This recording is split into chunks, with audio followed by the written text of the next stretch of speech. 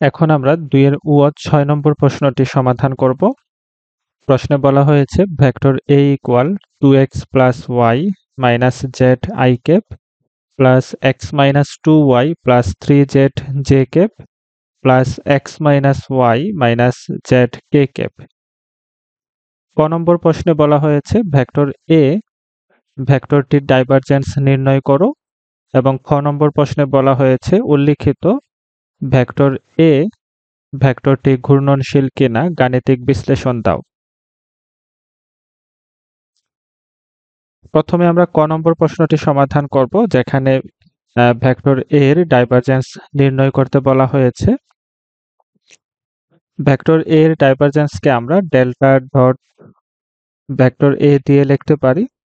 Delta equal হচ্ছে কি del del x i cap plus del del y j cap plus del del z k cap, এবং vector A এখানে দেওয়া আছে 2x plus y minus z i cap plus x minus 2y plus 3z j cap plus x minus y minus z k cap. Dot গুণনের নিয়ম অনুযায়ী আমরা i ক্যাপের সাথে i ক্যাপের সহগ নেব, এভাবে j ক্যাপের সাথে j ক্যাপের সহগ, k ক্যাপের সহগের সাথে k ক্যাপের সহগ নেব আমরা। ডট গুণনের নিয়ম অনুযায়ী i ক্যাপের সাথে আমরা i ক্যাপের সহগ নেব। এখানে i ক্যাপের সহগ হচ্ছে ডেল ডেল এক্স এবং এখানে i ক্যাপের সহগ হচ্ছে 2x plus y minus Z. তাহলে 2x plus y minus Z. একইভাবে এখানে j ক্যাপের সহগ হচ্ছে ডেল ডেল ওয়াই, আবার এখানে j ক্যাপের সহগ হচ্ছে x minus 2y plus 3z। এখানে k ক্যাপের সহগ হচ্ছে ডেল ডেল জেড এবং এখানে k ক্যাপের সহগ হচ্ছে x minus y minus Z. x এর সাপেক্ষে আমাদের পার্শিয়াল ডেরিভেটিভ নিতে হবে, যেহেতু আমরা এখানে পার্শিয়াল ডেরিভেটিভ নেব x এর সাপেক্ষে। তাহলে এই ফাংশনের মধ্যে শুধু x কেই আমরা ভেরিয়েবল হিসেবে কনসিডার করব এবং বাকি যা থাকবে তাকে আমরা কনস্ট্যান্ট হিসেবে কনসিডার করব। তাহলে আমি যদি এখানে 2x আছে, x এর সহগ আমি প্রথমে সামনে রেখে দিলাম, এরপর x এর সাপেক্ষে যদি আমি x এর ডিফারেন্সিয়েশন করি তাহলে আমরা 1 পাবো। এরপর y হচ্ছে এখানে কনস্ট্যান্ট হিসেবে কনসিডার করতে হবে। তাহলে আমি যদি x এর সাপেক্ষে কনস্ট্যান্ট y এর ডিফারেন্সিয়েশন করি সেক্ষেত্রে 0। একইভাবে z এখানে কনস্ট্যান্ট, তাহলে z এর ডিফারেন্সিয়েশন নিলেও আমরা 0 পাবো। এরপর y এর সাপেক্ষে ডিফারেন্সিয়েশন করতে হবে, তাহলে শুধুমাত্র y ভেরিয়েবল হিসেবে থাকবে এবং বাকি সবাই কনস্ট্যান্ট হিসেবে থাকবে। আমি যদি y এর সাপেক্ষে x কনস্ট্যান্টের ডিফারেন্সিয়েশন নেই সেক্ষেত্রে 0 পাবো। এরপর y এর সহগ এখানে -2 আমরা সামনে রাখলাম। এরপর y কে y এর সাপেক্ষে ডিফারেন্সিয়েশন করলে 1। একইভাবে 3z এখানে কনস্ট্যান্ট হিসেবে থাকছে, তাহলে আমি যদি y এর সাপেক্ষে ডিফারেন্সিয়েশন নিই সেক্ষেত্রে 0 পাবো। আবার এই অংশে z এর সাপেক্ষে ডিফারেন্সিয়েশন নিতে হবে। আমরা যদি z এর সাপেক্ষে x এর ডিফারেন্সিয়েশন করি সেক্ষেত্রে 0 পাবো। একইভাবে y এর ডিফারেন্সিয়েশন করলেও 0। এরপর z কে যদি z এর সাপেক্ষে ডিফারেন্সিয়েশন করি সেক্ষেত্রে 1। তাহলে এখানে আমাদের 2 থাকছে, এখানে -2 এবং এখানে -1। সবশেষে যদি আমি যোগ করি তাহলে এখানে -1 পাচ্ছি আমরা, অর্থাৎ এই ভেক্টরের ডাইভারজেন্স -1। এরপর আমরা খ নম্বর প্রশ্ন সমাধান করব। এখানে বলা হয়েছে এই ভেক্টরটি ঘূর্ণনশীল কিনা। ভেক্টরের কার্ল থেকে আমরা জানি যে যদি যে কোনো ভেক্টরের কার্লের মান যদি 0 না হয় সেক্ষেত্রে ওই ভেক্টরটিকে আমরা ঘূর্ণনশীল বলে থাকি।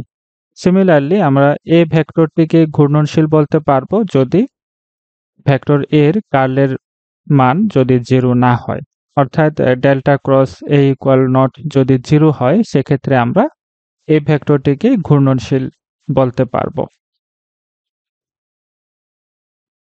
তাহলে আমরা এখানে প্রথমে ডেল্টা ক্রস এ নির্ণয় করব।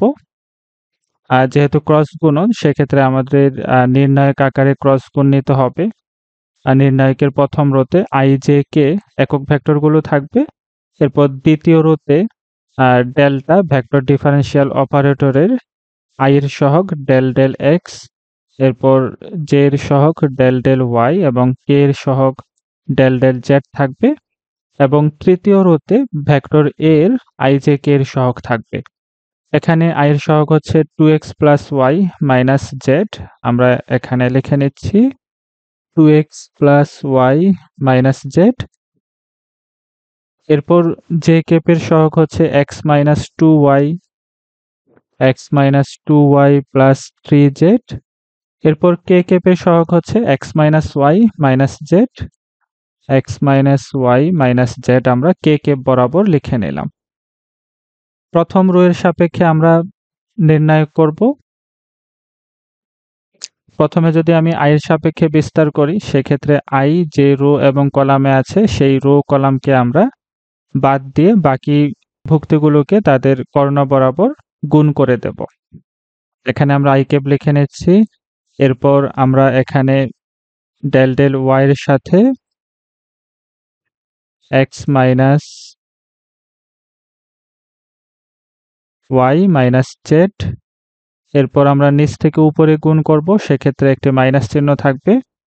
যেহেতু আমরা এটির ডিফারেন্সিয়েশন নেব সেক্ষেত্রে অবশ্যই আমাদেরকে মাথায় রাখতে হবে যেন ডিফারেন্সিয়াল অপারেটরগুলো প্রথমে লেখা হয়। প্রথমে আমরা ডেল ডেল z লিখছি, এরপরে x minus 2y plus 3z। এরপর আমরা j ক্যাপের সাপেক্ষে বিস্তার করব। j ক্যাপ যেই রো কলামে আছে সেগুলোকে আমরা বাদ দিয়ে দেব। এরপর বাকি ভুক্তিগুলোকে তাদের কর্ণ বরাবর গুণ করতে হবে। এখানে প্রথমে মাইনাস j ক্যাপ বসাতে হবে। এরপর ডেল ডেল x এর সাথে আমরা x minus y minus z নেব। Del del x of x minus y minus z। এরপর নিচ থেকে উপরে আমরা গুণ করব, সেক্ষেত্রে একটি মাইনাস চিহ্ন থাকবে। এরপর ডেল ডেল z এর সাথে 2x plus y minus z। একইভাবে আমরা k ক্যাপের সাপেক্ষে বিস্তার করব। প্রথমে আমরা প্লাস k ক্যাপ লিখে নিচ্ছি। এরপর k ক্যাপ যে রো কলামে আছে সেগুলোকে বাদ দিয়ে বাকি ভুক্তিগুলোর আমরা কর্ণ বরাবর গুণ করব। তাহলে ডেল ডেল x এর সাথে এখানে x minus 2y plus 3z থাকবে। Del del x of x minus 2y plus 3z। এরপর আমরা নিচ থেকে উপরে গুণ করব, সেক্ষেত্রে এখানে একটি মাইনাস চিহ্ন থাকবে। প্রথমে differential operator del del y লিখতে হবে। ডেল ডেল y অফ এরপর এখানে আছে 2x plus y minus z, 2x plus y minus z। এবার আমরা ডিফারেন্সিয়েশন করব। আমাদের এখানে খেয়াল রাখতে হবে পার্শিয়াল ডিফারেন্সিয়েশন করার সময় আমরা যার সাপেক্ষে ডিফারেন্সিয়েশন করছি শুধু তাকেই ভেরিয়েবল হিসেবে কনসিডার করতে হবে এবং বাকি সবাইকে কনস্ট্যান্ট হিসেবে কনসিডার করতে হবে। তাহলে প্রথমে আমরা y এর সাপেক্ষে এই অংশটুকু ডিফারেন্সিয়েশন করব। y ভেরিয়েবল হিসেবে থাকবে এবং বাকি সবাই কনস্ট্যান্ট হিসেবে থাকবে। তাহলে x কে যদি আমি y এর সাপেক্ষে ডিফারেন্সিয়েশন করি 0, এরপর মাইনাস y কে y এর সাপেক্ষে ডিফারেন্সিয়েশন করলে 1, একইভাবে z এখানে কনস্ট্যান্ট হিসেবে আছে তাহলে z এর ডিফারেন্সিয়েশন 0। এরপর এই অংশে z এর সাপেক্ষে ডিফারেন্সিয়েশন করতে হবে, তাহলে z এখানে ভেরিয়েবল হিসেবে থাকবে এবং বাকি সবাই কনস্ট্যান্ট হিসেবে থাকবে। যদি আমি x এর সাপেক্ষে ডিফারেন্সিয়েশন করি সেক্ষেত্রে আমরা এখানে 0 পাবো। এরপর 2y এটিও এখানে কনস্ট্যান্ট হিসেবে থাকছে, তাহলে এর ডিফারেন্সিয়েশন 0। এরপর আছে 3z এর সহগ। এরপর যদি আমি z এর ডিফারেন্সিয়েশন করি z এর সাপেক্ষে সেক্ষেত্রে 1 পাচ্ছি। এরপর আমরা এখানে j ক্যাপ লিখছি, j ক্যাপ এরপর এক্স এর সাপেক্ষে x minus y minus z এর ডিফারেন্সিয়েশন করতে হবে। এক্স কে যদি আমরা এক্স এর সাপেক্ষে ডিফারেন্সিয়েশন করি 1, এরপর ওয়াই এবং জেড এখানে কনস্ট্যান্ট হিসেবে থাকছে, তাদের ডিফারেন্সিয়েশন হবে 0। এরপর জেড এর সাপেক্ষে ডিফারেন্সিয়েশন করতে হবে। জেড কে আমরা এখানে ভেরিয়েবল হিসেবে কনসিডার করব এবং এক্স ওয়াই এগুলো এখানে কনস্ট্যান্ট হিসেবে থাকবে। তাহলে জেড এর সাপেক্ষে 2x এর ডিফারেন্সিয়েশন করলে 0, এরপর জেড এর সাপেক্ষে ওয়াই এর ডিফারেন্সিয়েশন করলে 0, এরপর এখানে একটা মাইনাস আছে, জেড কে জেড এর সাপেক্ষে ডিফারেন্সিয়েশন করলে 1। এরপর আমরা এখানে প্লাস কে এখানে আমরা এক্স এর সাপেক্ষে ডিফারেন্সিয়েশন করব, এক্স কে ভেরিয়েবল হিসেবে কনসিডার করব, এরপর ওয়াই জেড এগুলো কনস্ট্যান্ট হিসেবে থাকবে। এক্স কে যদি আমি এক্স এর সাপেক্ষে ডিফারেন্সিয়েশন করি তাহলে 1, এরপর 3y এবং 3z এগুলো কনস্ট্যান্ট হিসেবে আছে, তাহলে তাদের ডিফারেন্সিয়েশন হবে 0। একইভাবে y এর সাপেক্ষে এদের ডিফারেন্সিয়েশন নিতে হবে। তাহলে এখানে 2x কনস্ট্যান্ট হিসেবে আছে, তার ডিফারেন্সিয়েশন 0 হবে।